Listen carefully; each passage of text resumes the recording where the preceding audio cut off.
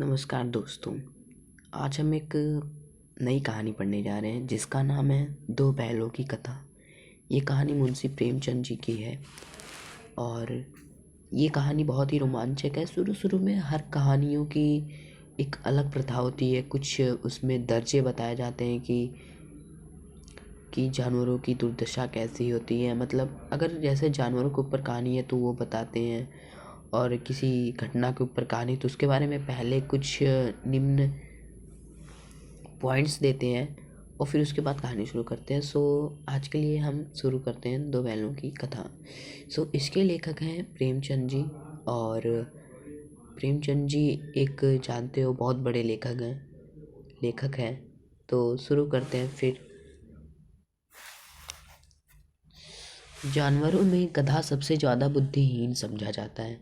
हम जब किसी आदमी को परले दर्जे का बेवकूफ़ कहना चाहते हैं तो उसे गधा कहते हैं। गधा सचमुच बेवकूफ़ है या उसके सीधेपन, उसकी निरापद सहिष्णुता ने उसे यह पदवी दे दी है, इसका निश्चय नहीं किया जा सकता। गायें सींग मारती हैं। ब्याई हुई गाय तो अनायास ही सींग का रूप धारण कर लेती हैं। कुत्ता भी बहुत गरीब होता है, लेकिन कभी कभी उसे भी क्रोध आ ही जाता है, किंतु गधे को कभी क्रोध करते नहीं सुना न देखा। जितना चाहे गरीब को मारो, चाहे जैसी खराब सड़ी हुई घास सामने डाल दो, उसके चेहरे पर कभी असंतोष की छाया भी नहीं दिखाई देगी। वैशाख में चाहे एक आध बार गुलेल कर लेता हो, पर हमने तो उसके कभी खुश होते नहीं देखा। उसके चेहरे पर एक विषाद स्थायी रूप से छाया रहता है। सुख दुख हानि लाभ किसी भी दशा में से बदलते नहीं देखा। ऋषि मुनियों के जितने गुण हैं वे सभी उसमें पराकाष्ठ को पहुंच गए हैं, पर आदमी उसे बेवकूफ़ कहना, सद्गुणों का इतना अनादर कहीं नहीं देखा। कदाचित सीधापन संसार के लिए उपयुक्त नहीं है। देखिए, भारतवासियों की अफ्रीका में क्या दुर्दशा हो रही है। क्यों अमेरिका में उन्हें घुसने नहीं दिया जाता। बेचारे शराब नहीं पीते, 4 पैसे कुछ के लिए बचा कर रखते हैं, जी तोड़ काम करते हैं, किसी से लड़ाई झगड़ा नहीं करते, 4 बातें सुनकर गम खा जाते हैं, फिर भी बदनाम है। कहा जाता है वे जीवन के आदर्श को नीचा करते हैं। अगर वे भी ईंट का जवाब पत्थर से देना सीख जाते तो शायद आज बैलों की दुर्दशा नहीं होती।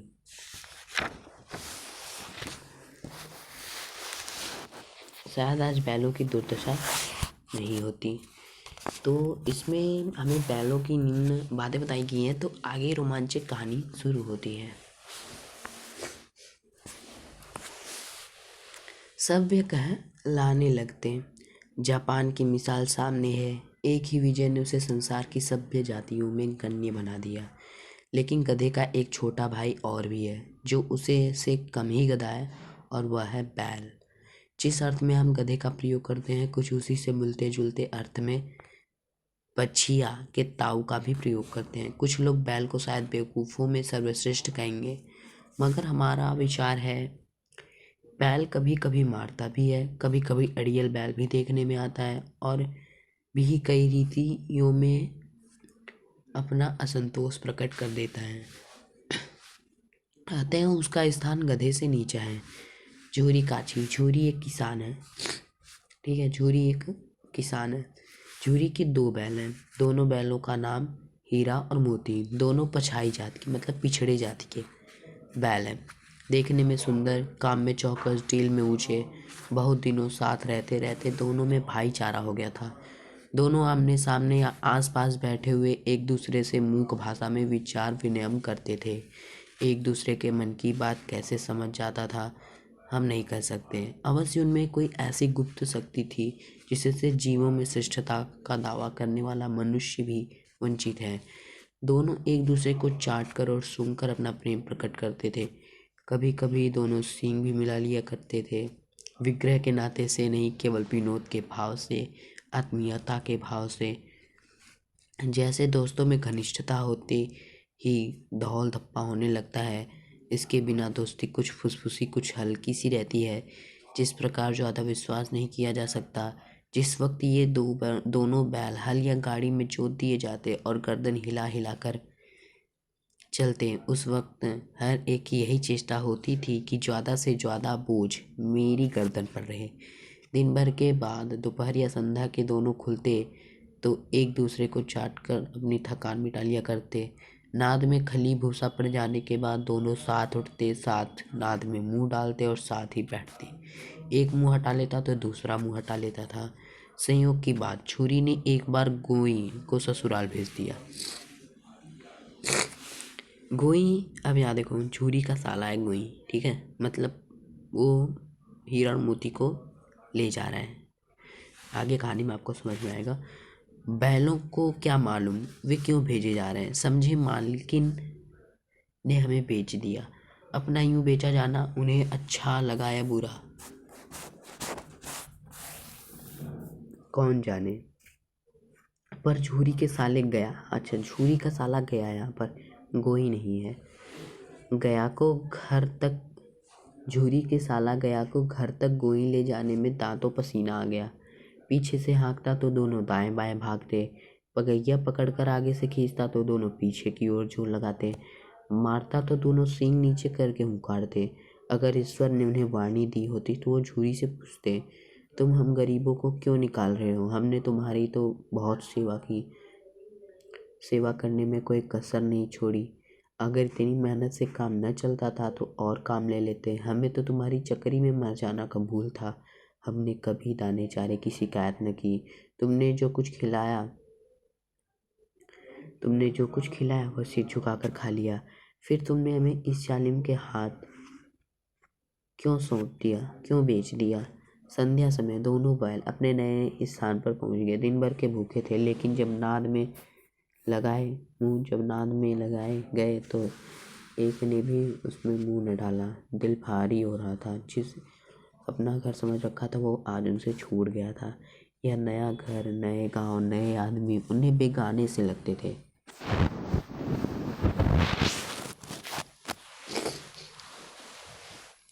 दोनों ने अपनी मूक भाषा में सलाह की, एक दूसरे को कनखियों से देखा और लेट गए।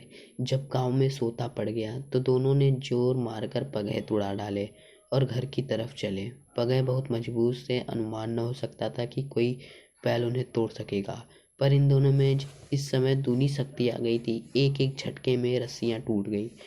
चूरी प्रातःकाल सोकर उठा, देखा कि दोनों बैल चरनी पर खड़े हैं। दोनों की गर्दनों में आधा आधा गराव लटक रहा है। घुटने तक पांव कीचड़ से भरे हैं और दोनों की आंखों में विद्रोह में स्नेह झलक रहा है। झूरी बैलों को देखकर स्नेह से गदगद हो गया, दौड़कर उन्हें गले लगा लिया। प्रेमालिंगन और चुंबन का वह दृश्य बड़ा ही मनोहर था। घर और गांव के लड़के जमा हो गए, तालियां बजा बजा कर उनका स्वागत करने लगे। गांव के इतिहास में यह घटना अभूतपूर्व न होने पर भी महत्वपूर्ण थी। बाल सभा ने निश्चय किया, दोनों पशुओं वीरों को अभिनंदन पत्र देना चाहिए। कोई अपने घर से रोटियां लाया, कोई गुड़, कोई चोकर, कोई भूसी। सेकंड पेज देखते हैं, सेकंड पेज में क्या बताते हैं। एक बालक ने कहा, ऐसे बैल किसी के पास न होंगे। दूसरे ने समर्थन किया, इतनी दूर से दोनों अकेले चले आए। तीसरा बोला, बैल नहीं, वे उस जन्म के आदमी हैं। तीसरा प्रतिवाद करने का किसी को साहस न हुआ। झूरी की स्त्री ने बैलों को द्वार पर देखा तो जल उठी, बोली, कैसे नमक हराम बैल हैं कि एक दिन वहां काम न किया, भाग खड़े हुए। झूरी अपने बैलों पर यह आक्षेप सुन न सका। नमक हराम क्यों है? चारा दाना न दिया होगा तो क्या करते? स्त्री ने रोब के साथ कहा, बस तुम्हें तो बैलों को खिलाना जानते हो और तो सब पानी पिला पिला कर रखते हैं। झूरी ने चिढ़ाया, चारा मिलता तो क्यों भागते? स्त्री चिढ़ी, भागे इसलिए कि तुम जैसे बुद्धुओं की तरह बैलों को सहलाते नहीं, खिलाते हैं तो रगड़ कर जोतते भी हैं। ये दोनों ठहरे कामचोर भाग निकले। अब देखो कहाँ से खली और चोकर मिलता है। सूखे भूसे के सिवा कुछ न दूंगी, खाएं चाहे मरे। वही हुआ। मजूर को कड़ी ताकीद कर दी गई। मजूर झूरी और उसकी स्त्री का नौकर है, जो बैलों को खली, चोकर आदि सब देता है। कर दी गई। बैलों को खली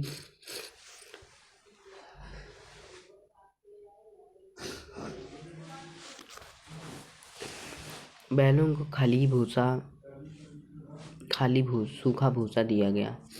बैलों ने नाद में मुंह डाला तो फीका फीका, ना कोई चिकनाहट ना कोई रस, क्या खाएं। आशा भरी आंखों से द्वार की ओर ताकने लगे। झूरी ने मजूर से कहा, थोड़ी सी खली क्यों नहीं डाल देता बे? मालकिन मुझे मार ही डालेंगे बे। चुरा कर डाला ना दादा, पीछे से तुम भी उन्हीं से ही कहोगे। दूसरा अध्याय। दूसरे दिन झूरी का साला फिर आया और बैलों को ले चला। अब कि उसने दोनों को गाड़ी में जोता। आगे की कहानी सुनने के लिए चैनल को लाइक करें, सब्सक्राइब करें, बेल आइकन दबाना ना भूलें।